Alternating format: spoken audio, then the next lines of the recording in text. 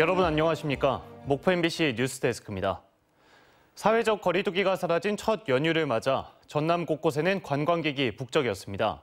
밤에도 낮에도 그리고 비가 내리는 등 날씨가 좋지 않아도 지역 곳곳은 활기가 넘쳤습니다. 양정은 기자가 보도합니다.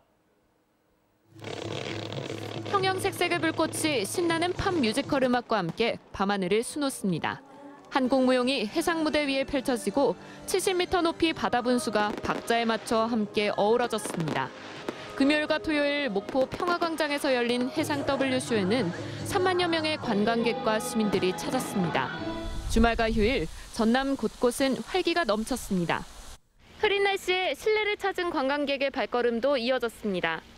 과학관에는 유모차를 타고 나온 어린이부터 초등학생들까지 가족 관람객이 몰렸습니다. 온 가족이 놀이기구를 타기도 하고 조형물을 만져보면서 시간 간 줄 몰랐습니다. 내가 직접 타볼 수 있어서 즐거웠어요. 오랜만에 동성도 보러 오고 이렇게 갈 수 있는데 찾다가 바람도 불어서 실내로 왔는데 안전수칙 지키면서 다니기에는 괜찮을 것 같아요. 각종 화석과 원석 등이 전시된 자연사박물관에도 사람들이 붐볐습니다. 커다란 공룡을 한참 올려다보기도 하고 곳곳에 전시된 화석이 신기한지 눈을 떼지 못합니다. 평소에 코로나 때문에 집에 갇혀있어 답답했는데 모처럼 시티 투어를 한다는 말을 들어가지고 와게 돼가지고 좋은 경험한 것 같아요. 사회적 거리두기가 해제되고 맞이한 첫 연휴. 모처럼 외출에 나선 시민들과 전국 곳곳에서 여행 온 관광객들로 전남 곳곳은 활기가 넘쳐났습니다. MBC 뉴스 양정은입니다. 중국발 괭생이 모자반이 밀려들면서 국립공원 신안군 홍도가 몸살을 앓고 있습니다. 유입 시기와 양을 가늠할 수도 없어 치우는 것 외엔 대책도 없습니다. 양현승 기자입니다. 신안군 홍도 앞바다입니다.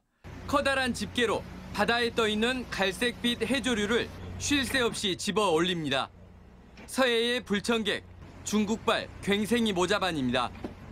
조류를 따라 넘실대며 밀물에는 바다 위를 덮고 썰물에는 해안가에 쌓여가고 있습니다. 현재까지 유입된 것만 100톤 이상으로 추정되고 있습니다. 마대에다 담아서 지금 야적을 해서 목포에서 수거 배가 와서 수거를 해간다니까 지금 계속 작업을 하고 있거든요. 괭생이 모자반의 근원지는 동중국해 연안. 동중국해와 한반도 서해 사이에 해류와 북서 계절풍을 타고 유입되는 것으로 수산당국은 보고 있습니다. 통상 겨울철에 서해를 뒤덮은 뒤 수온이 오르는 3월부터는 소강 상태를 보였지만 올해는 6월에 접어든 현 시점까지도 기승을 부리고 있습니다. 유입 시점을 딱히 예상할 수도 없어 발견되면 수거하는 것 이외에는 뾰족한 대책이 없습니다. 국내에 출현한 2015년 이후 6년 동안 괭생이 모자반 수거에만 20억 원 이상의 예산이 쓰였습니다. 계속 왔다 갔다 하니까 바람 불면 나갔다가 또 들어왔다가 좀 해류 타고 올라갔다 내렸다 계속 그러니까 6월 말까지는 한번 저희 예상을 하고 있어요. 가뭄 속에 기온이 올라 괭생이 모자반의 부패가 시작되면 악취 발생이 불가피해 관광철을 앞둔 홍도의 시름이 깊어지고 있습니다. MBC 뉴스 양현승입니다. 코로나19 신규 확진자 수가 감소하고 있습니다. 주말인 어제 하루 전남 지역 코로나19 확진자 수는 354명으로 16일째 세 자릿수 확진자가 나와 안정세를 보이고 있습니다. 특히 완도와 신안에서는 어제 하루 신규 확진자가 한 명도 발생하지 않았습니다. 코로나19 확진 재택치료자의 대면 진료가 확대됩니다.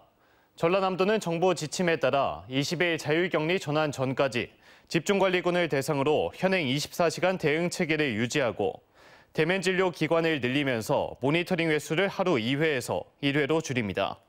또 양성 판정을 받은 고위험군은 해당 의료기관에서 먹는 치료제를 처방받을 수 있습니다. 영암과 순천 지역 고속도로에서 교통사고가 잇따라 발생해 22명이 부상을 입었습니다. 어제 낮 11시 10분쯤 영암군 학산면 남해고속도로 순천 방향 도로에서 사중 추돌 사고가 발생해 8명이 다쳤고 영암요금소 인근으로 1시간 이상 교통정체가 빚어졌습니다. 또 오후 2시 45분쯤에는 순천시 서면 호남고속도로 광주 방향 도로에서 관광버스가 앞서가던 25톤 화물차를 들이받아 승객 등 14명이 부상을 입었습니다. 한평과 나주에서 화재가 잇따라 발생해 2명이 부상을 입었습니다.